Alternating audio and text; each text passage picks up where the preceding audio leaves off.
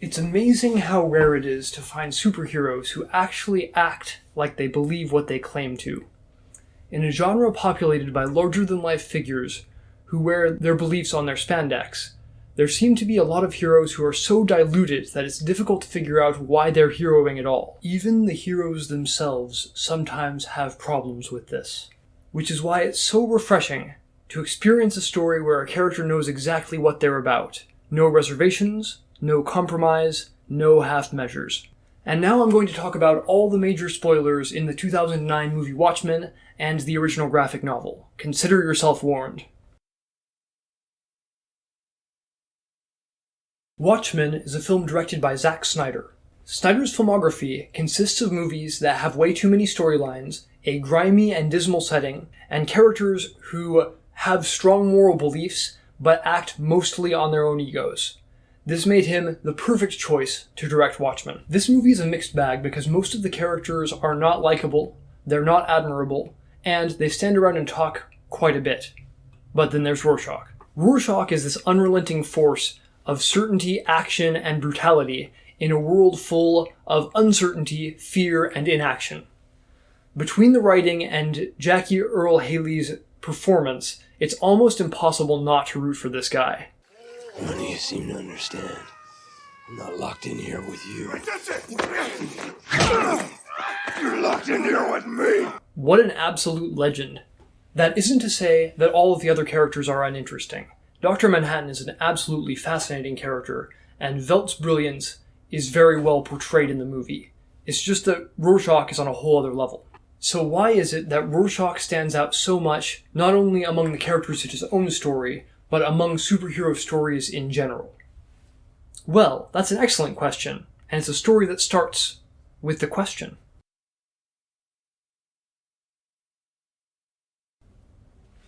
Steve Ditko was a comic book illustrator whose career started in 1954.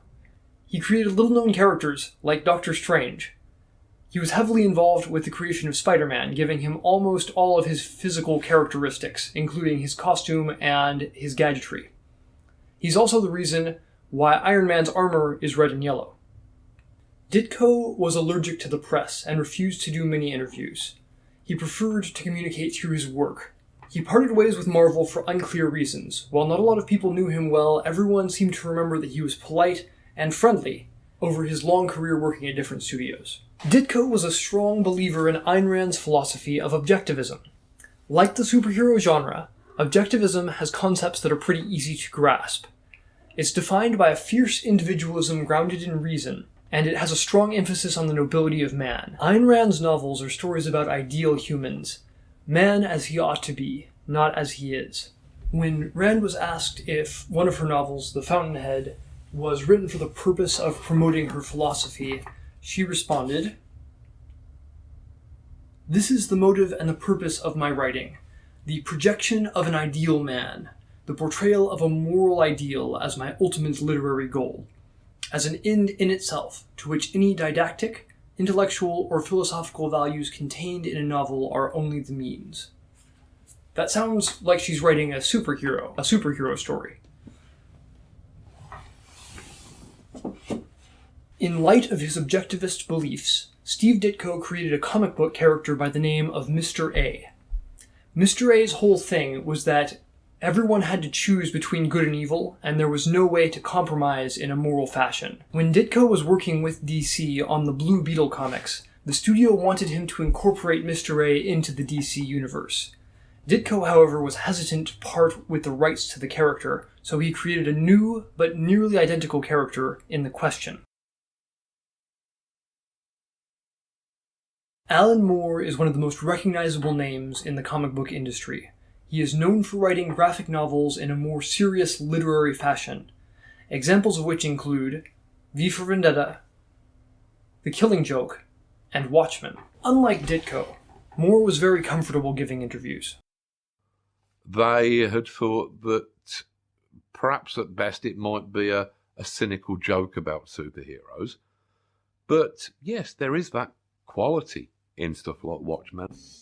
There is that element of, wouldn't these characters be a joke if they were in the real world? But there's also a poignance. to the characters. Wouldn't these characters be somehow kind of sad and touching in the real world? Politically, Moore is a left-wing anarchist, and his social life is far more interesting than Ditko's. Ditko never married. Moore's first marriage ended because his wife ran off with their mutual girlfriend. Despite living his life in a wildly different fashion than Ditko, Moore's fans, neighbors, and others in the industry agree that he is also a friendly and down-to-earth person who is easy to get along with. Ditko and Moore were both very creative and competent at their craft. They also both had strong political beliefs that they incorporated into the stories of their comics, but that's where their similarities stop. Moore was unimpressed with Ditko's objectivist ideas. He thought that Ayn Rand's views were laughable, and he mocked the way that characters like Mr. A operated. However, he did have respect for Ditko's willingness to put his politics into his art, even though his beliefs were the complete opposite of Ditko's. When Moore began work on Watchmen, his inspiration for the character of Rorschach was based heavily on the Question, and not with much subtlety. Rorschach's idealism is a dark and twisted form of the Questions, tarnished by anger, disgust, and bigotry. He looks down on everyone, including his fellow vigilantes, because they cannot live up to his standards, even when he needs their help. Contrast this with Velt, who appears initially as a benevolent idealist. Rorschach is simply a fanatic. One of the many fascinating things about this portrayal is that Moore's critiques of objectivist philosophy are not very sophisticated.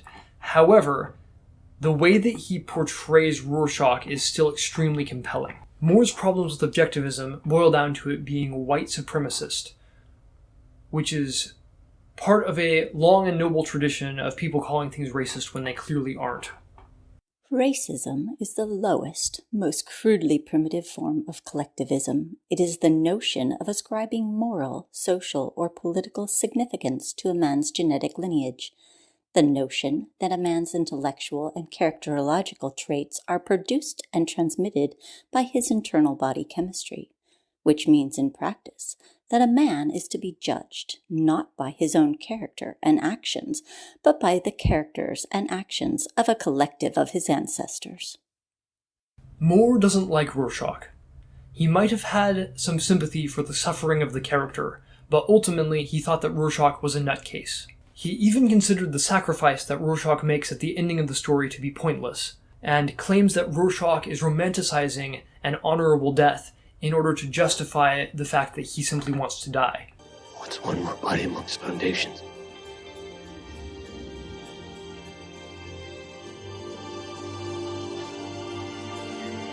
What are you waiting for? Do it.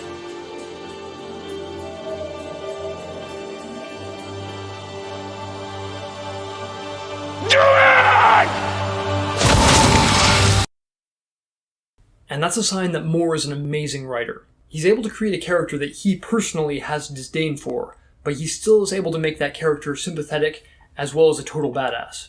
The same thing happens in the video game BioShock, which was inspired by The Fountainhead. It details why Andrew Ryan's objectivist utopia wouldn't work in reality, but wow, is that opening speech compelling. Is a man not entitled to the sweat of his brow? No, says the man in Washington, it belongs to the poor. No, says the man in the Vatican, it belongs to God. No, says the man in Moscow, it belongs to everyone. I rejected those answers. Instead, I chose something different. I chose the impossible. I chose rapture.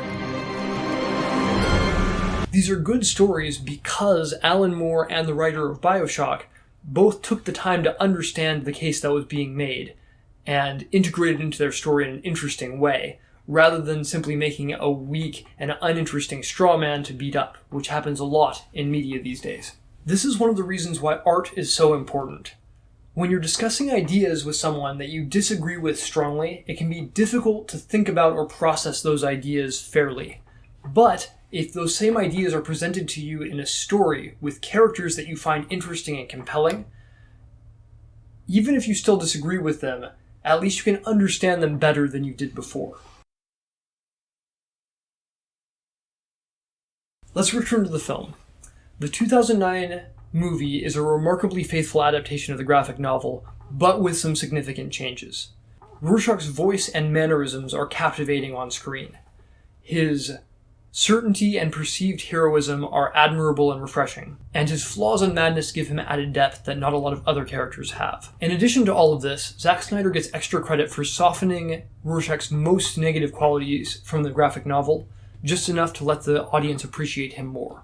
In the graphic novel, Rorschach calls comedian's attempted rape a moral lapse because the comedian was a patriot, which is gross and enough to make anyone dislike Rorschach, which makes Rorschach very difficult to root for in the rest of the story. If you are this dark paragon of moral virtue and you're going to punish every crime, even if the apocalypse is right around the corner, it's still important that every individual crime be punished by you personally. Never compromise. Not even in the face of Armageddon. And then you're just willing to hand-wave something like rape because it was one of your friends. That's not admirable or interesting or impressive at all. That's messed up. It's definitely not a compromise that the Question or Mr. A would make. If Rorschach truly subscribed to Mr. A's moral system, but still employed his own brutal methods, no one would have had any doubt about who killed the comedian at the beginning of the film. Everyone would have known it was Rorschach. Anyway, softening the worst of Rorschach was a positive change. Rorschach remains dark and damaged without making excuses for his dirtbag allies. Never compromise. There are few things more compelling than characters or real people who are unrelentingly passionate and committed to what they believe in. Combine that with a proper understanding of mental illness, trauma, and that being uncompromising will probably get you killed, and you've got an absolutely incredible character. It's extremely dangerous to live according to one's ideals, and that's part of what makes it so exciting to watch. And so, I tip my hat to Rorschach, and to the people who created him. We need more heroes like this in stories, though whether or not we want to meet them on the street is a different matter.